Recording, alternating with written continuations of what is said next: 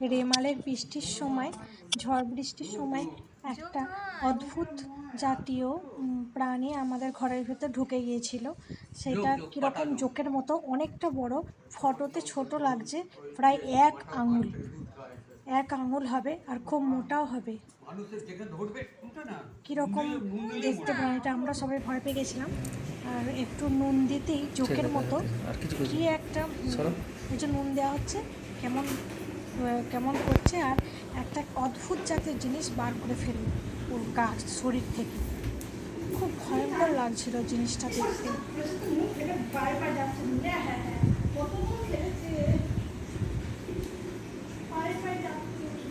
ওরকম ছোটে আরও হাতে করে তুলেছে, সব পড়ে গেছে গো। নুন দেওয়া হয়েছে, এর ফলে কি একটা শরীর থেকে বেরিয়েছে, শরীরটাও কেমন পাতলা মতো হয়ে গেছে, কিন্তু ও কিন্তু চলছে, ওর দুটো সুঁড় আছে, সুঁড়টা দিয়ে চলছে। এই যে সুঁড়, এই যে সুঁড় দুটো দিয়ে চলছে কিন্তু এখনো, কিন্তু শরীর দিয়ে একটা কি শিকনির মতো বেরিয়েছে,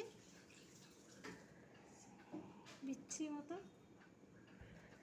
কিন্তু চলে ও কোথায় চলে যাচ্ছে, এর চলে যাওয়ার আগেই আমাকে ধরতে হবে। একটা চিকচিকির প্যাকেট নিয়ে আসি, ধরেকে বাইরে ফেলতে হবে।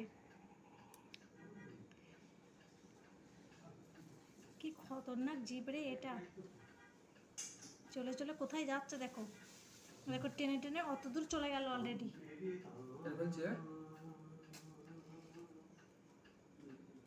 এই যে চলছে, যাচ্ছে, কিন্তু একটু রোগা হয়ে গেল নুন দেওয়ার ফলে, শরীর থেকে এটা বার করার ফলে এটা একটু রোগা হয়ে গেছে।